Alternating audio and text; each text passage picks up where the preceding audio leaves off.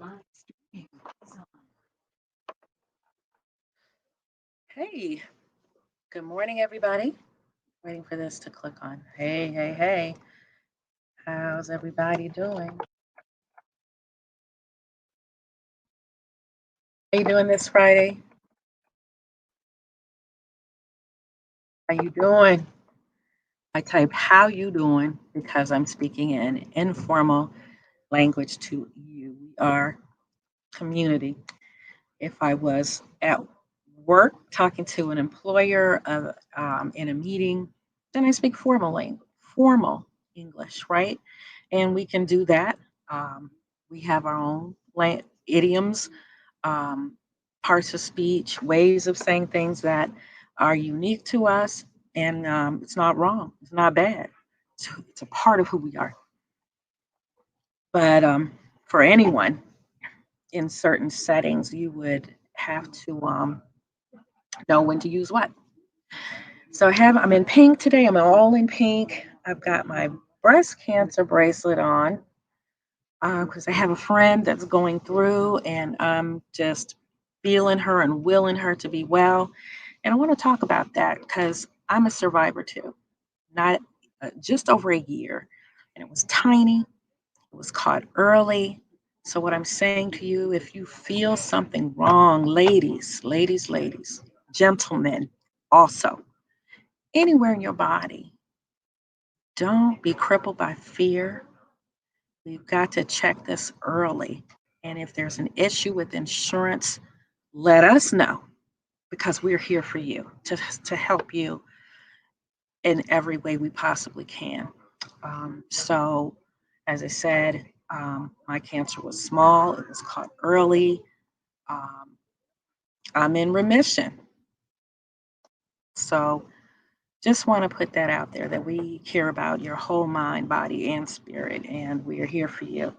So, today on Friday, y'all, before this weekend, in social studies, I want to talk about the New Deal. So, a president comes in after the Great Depression. The country is as bad off as it possibly can be, and for some, as we've talked about, worse than others. But overall, the country is in a state of loss, state of shock.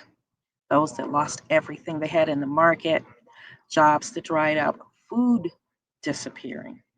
So he comes along with something that is called the New Deal, and it was a group of programs that his administration devised to help combat the Great Depression. And some of those systems to help people are still in place now to this day and are active in helping people through hard times. I think, we most of us got those stimulus payments that was to help us through what nearly became a depression. So the government is still in the business some of the time for helping people lift people up. Um, the poorest people a lot of times get ignored and are invisible, but that's where action comes in, making your voice heard. So let's take a look at the New Deal. This is the stuff, high emphasis on the task exam. So that's why we're covering this. It is important for you to know about it and to have heard about it at least. So, um, the New Deal was a set of policies enacted under Franklin Delano Roosevelt that dramatically expanded the government's role in economy.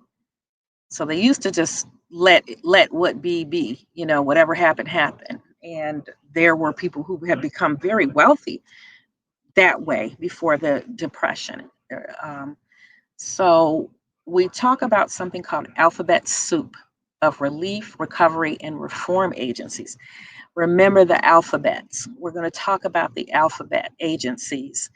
Um, and then there was a second New Deal after that, which expanded those laws to help people and laid the groundwork for today's modern social welfare system. And welfare is a loaded word. Welfare is something that everyone in this country has um, been privy to, has had bestowed upon them social welfare programs, whether you're elderly, disabled, um, trying to buy a house for the first time, living after a natural disaster.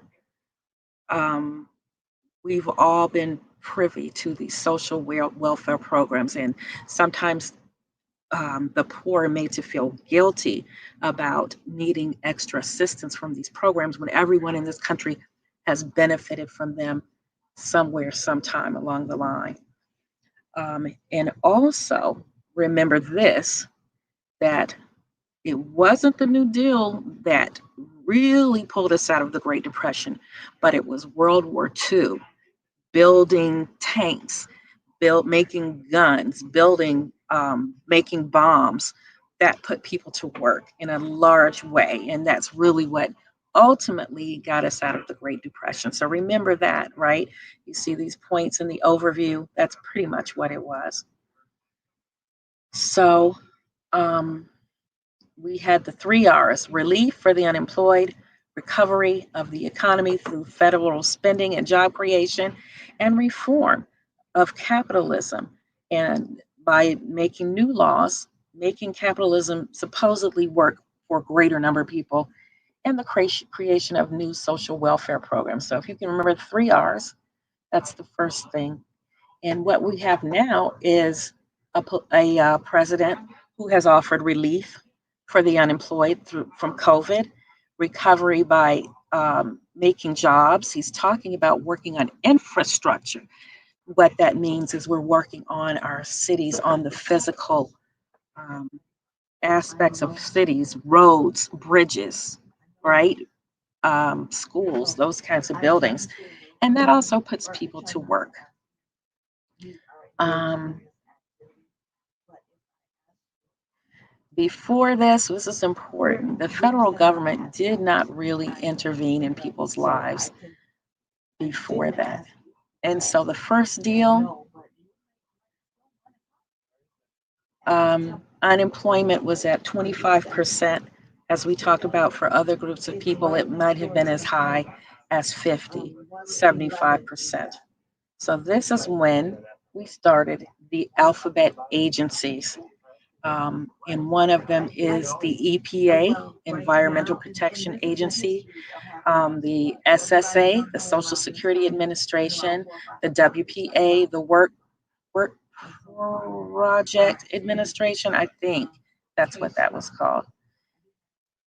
And so, to some people who had money already, it was a joke. You know, it's always a joke when people are studying, hurting. So the AAA was the Agricultural Adjustment Act. These are some laws which, now listen to this, raise the prices of agricultural products by telling farmers to reduce their output and paying farmers not to grow, which makes things scarce, which will raise the price. Civilian Conservation Corps employed young single men at federally funded jobs on government lands. Notice it said young single men. The Federal Emergency Relief Act, which gave grants to states and soup kitchens to give money directly to the poor. The National Recovery Act, not the gun, but they helped to set prices and wages and guarantee workers the right to organize unions, and that was a big one. And then the FDIC, huge, which meant that the government guaranteed that money put in banks would be safe up to a certain amount of money. So most people could never, bank went under, you couldn't be hurt. Like people lost everything during uh, the fall of the stock market. And also, they started the Securities and Exchange Commission, which says the government is now going to look at what's going on with the stock market and manipulations. That hasn't worked all that effectively over time. There have been some manipulations that have cost people their retirement funds, all of the money they have in their you know that they have, all of their wealth.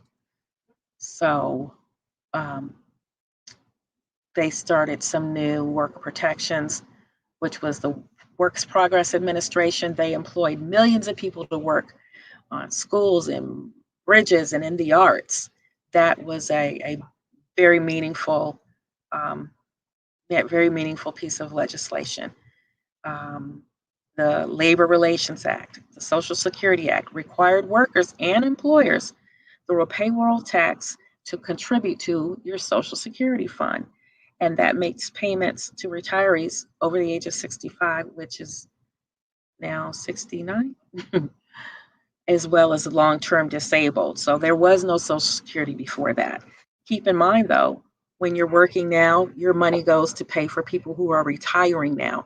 You don't have a personal fund of Social Security monies, which is why it's important to keep having to have a full workforce of people who can contribute to the Social Security fund. Fair labor standards. That's how we got a 40-hour work week with time and a half for overtime.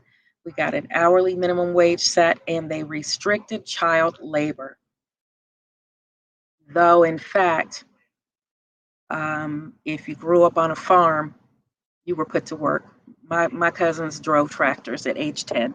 Everyone worked. Everyone worked. Um, and so it was partially successful because um, the Supreme Court ruled against some of those deals. And then the president tried to expand the Supreme Court to 15 people. And that felt, when you get the overturn of an administration, then you got that many people ruling against good policy or what people feel is good policy. So that was the New Deal's approach to the crisis of the Great Depression. How was the New Deal's approach different from previous responses to economic slumps in American history? I think that was said over and over that the government was not as involved, right? And so, what played the larger role in ending the Depression, the New Deal or World War II, and why? We talked about what our involvement in World War II initially meant that we spent more money toward making war tools and hiring more people to do that work. So finally, this question, and I'm not going to answer it because I think you can answer it. What aspects of the New Deal, if any, do you see in American society today? And had we not had this health crisis, it may not be as clear as it should be to us now how the government attempted to help those who were hurt. Some hurt the most. They even had small business grants and loans to small businesses. So that's a question. That is the New Deal. In summary, um, know about the 3 R's, know about the agencies that were created, some of the most important ones, and the president involved with that. And I think you'll be all right. And this article is attached. It's from Khan Academy, so you can get that anytime you need it. So that's all. Enjoy your weekend. Be well, be safe, and everyone take care. Goodbye.